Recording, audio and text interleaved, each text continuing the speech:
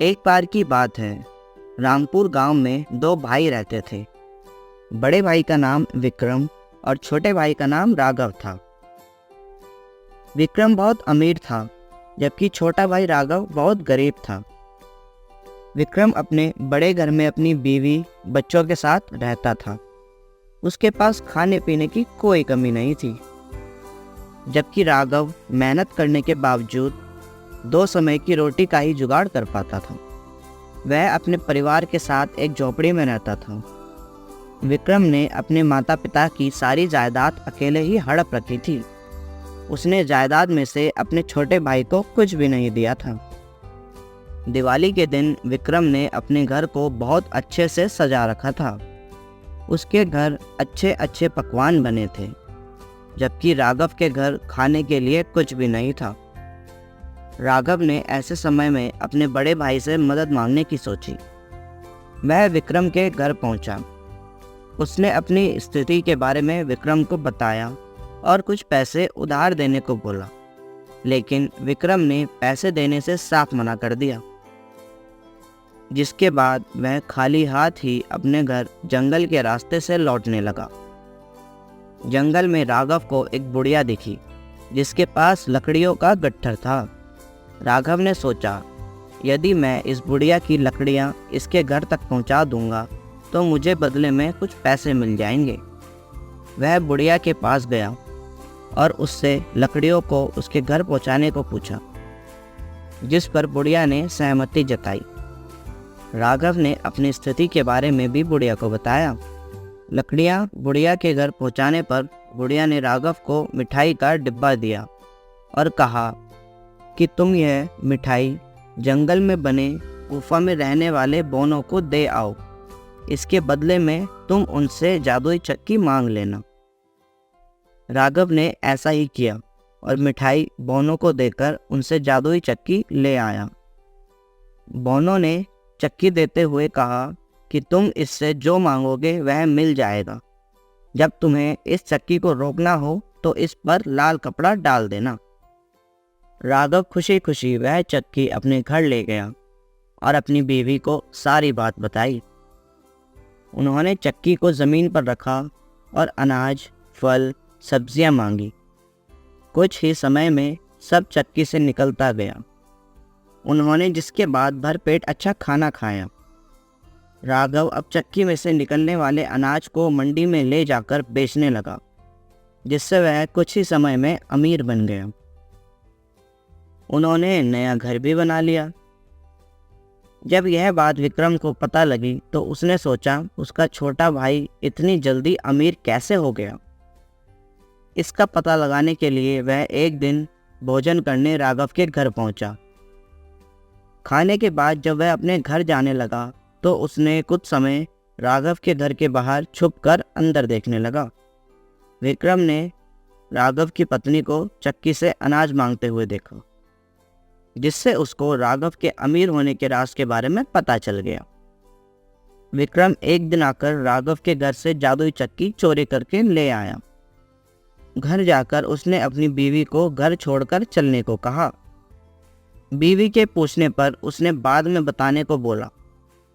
विक्रम अपनी बीवी बच्चों को लेकर नदी के रास्ते दूसरे गांव में जाने लगा। जब विक्रम नाव में बैठा था तो उसने अपनी बीवी को जादुई चक्की के बारे में बताया। उसने जादुई चक्की का प्रयोग करके दिखाने के लिए चक्की से नमक मांगा, जिससे चक्की में से नमक निकलने लगा। उनको चक्की को बंद करना नहीं आता था, जिससे नाव में पूरा नमक भर गया और विक्रम अपने परिवार के साथ नदी में डूब गया।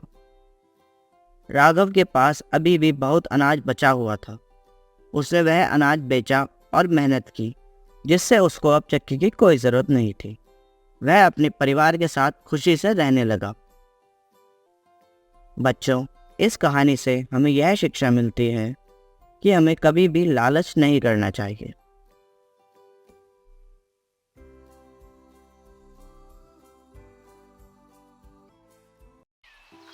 कंजूस सेठ। एक बार धनीचंद नाम का एक सेठ था। वह बहुत कंजूस था। उसके पास कोई भी नौकर ज़्यादा दिन तक नहीं टिकता था।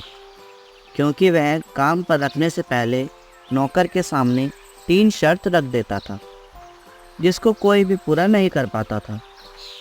एक दिन मदन नाम का एक लड़का सेठ के पास नौकरी मांगने आया।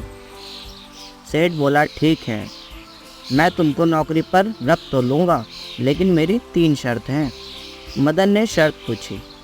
सेठ बोला कि तुमको दिन में या रात में जब भी मैं कोई काम बोलूं, तुमको वह करना पड़ेगा। दूसरी शर्त यह है कि तुमको दिन में केवल एक ही बार भोजन मिलेगा। और तीसरी शर्त यह है कि यदि तुम खुद नौकरी छोड़कर जाते हो तो तुमको मुझे 1 साल का पैसा देना होगा। मदन सेठ की सारी शर्त मान गया। सेठ बहुत कंजूस था।